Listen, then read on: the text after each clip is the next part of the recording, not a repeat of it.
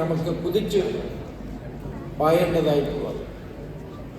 SLC +2 പരീക്ഷകളിൽ സമ്പൂർണ്ണ വിജയം നേടിയ A+ നേടിയ എല്ലാ വിദ്യാർത്ഥികളെയും ഞാൻ അഭിനന്ദിക്കുകയാണ്.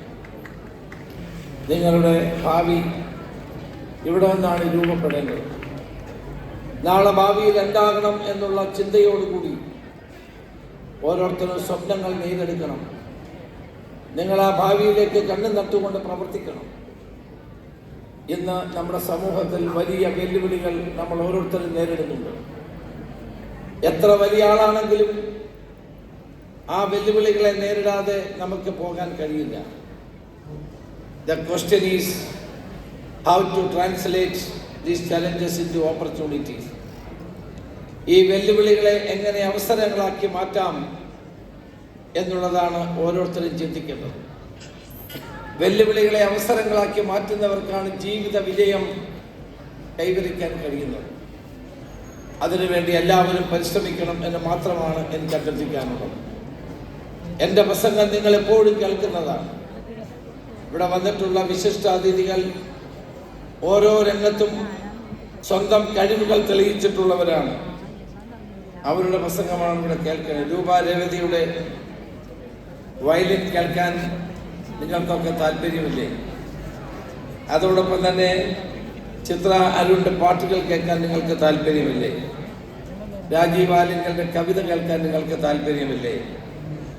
ഫുട്ബോൾ ലോകകപ്പിന്റെ ഫൈനൽ ദിനത്തിൽ കേരളത്തിലെ ഫുട്ബോൾ ക്യാപ്റ്റന്റെ പ്രസംഗം കേൾക്കാൻ നിങ്ങൾക്ക് താല്പര്യമില്ലേ? സന്തോഷ് ജോർജ് കുളങ്ങര ലോകം മുഴുവൻ ചുറ്റി സഞ്ചരിക്കുന്ന ധീരനായ ഒരു സഞ്ചാരിയാണ്. ആ സഞ്ചാരിയുടെ വാക്കുകൾ കേൾക്കാൻ നിങ്ങൾക്ക് താല്പര്യമുണ്ടാവില്ലേ? എല്ലാത്തിനും ഉപരിയായി കേരള ഹൈക്കോടതിയിൽ ധീരമായി നീതിക്ക് വേണ്ടി പടപൊരുതുന്ന ന്യായാധിപനായ നമ്മളെല്ലാവരും ആദരിക്കുന്ന ബഹുമാനിക്കുന്ന ജസ്റ്റിസ് ദേവൻ രാമചന്ദ്രൻ്റെ പ്രസംഗം കേൾക്കാൻ നിങ്ങൾക്ക് താല്പര്യമില്ല. അപ്പം അതുകൊണ്ട് ഞാൻ എൻ്റെ വാക്കുകൾ ചുരുക്കുകയാണ്. ശ്രീ ദേവൻ രാമചന്ദ്രനെ എന്ന പ്രഗത്ഭനായ അഭിഭാഷകനെ ആയി ജഡ്ജിയായി കേരളത്തിൻ്റെ ഹൈക്കോടതിയിൽ നീതി ദേവതയോട് പൂർണ്ണമായി നീതി പുലർത്തുന്ന അദ്ദേഹത്തെ ഞാൻ ഈ ചടങ്ങിൽ വിളിച്ചപ്പോൾ സന്തോഷത്തോടെയാണ് അദ്ദേഹം ഈ ചടങ്ങിലേക്ക് വരാമെന്ന് പറഞ്ഞത്. ഹരിപ്പാട്ടെ ജനങ്ങൾക്ക് വേണ്ടി അദ്ദേഹത്തെ ഹാർദവമായി സ്വാഗതം ചെയ്യാൻ ഒരുപക്ഷെ കേരളത്തിലെ ജനങ്ങൾ അദ്ദേഹത്തിൻ്റെ ജഡ്ജ്മെന്റുകൾക്ക് വേണ്ടി കാത്തിരിക്കുന്ന നിമിഷങ്ങൾ ഉണ്ടായിട്ടുണ്ട്. പലപ്പോഴും ആളുകൾ ഗൗരവത്തോടെയും സാഹൂതത്തോടെയും നോക്കി നിൽക്കാറുണ്ട്.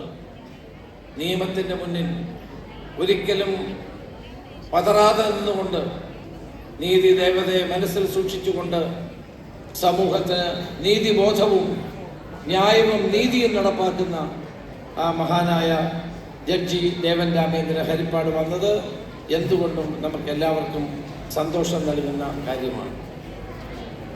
1000 കുറ്റവാളികൾ രക്ഷപ്പെട്ടാലും ഒരു നിരപരാധി പോലും ശിക്ഷിക്കപ്പെടുന്ന നീതിവാക്യത്തിനെ എന്നും ഉയർത്തിപ്പിടിക്കുന്ന അദ്ദേഹത്തിൻ്റെ ഈ സാന്നിധ്യം നമുക്കെല്ലാവർക്കും ആവേശവും സംതൃപ്തിയും നൽകുന്ന ഒന്നാണ്.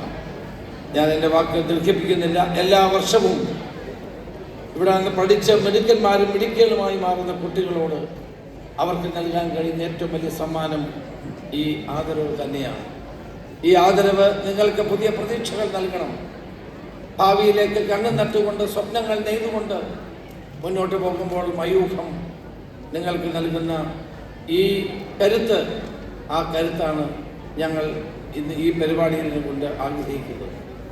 ഇന്ന് നമുക്കറിയാം യുവസമൂഹം കടുത്ത വെല്ലുവിളി നേരിടുന്നു. മയക്കുമരുന്നിൻ്റെ അടിമകളായി നമ്മുടെ കുട്ടികൾ മാറരുത് എന്ന ലക്ഷ്യത്തോടെയാണ് കേരള ഗവൺമെൻറ് ഓപ്പറേഷൻ തുഫാൻ എന്ന ഒരു പദ്ധതി ആരംഭിച്ചു.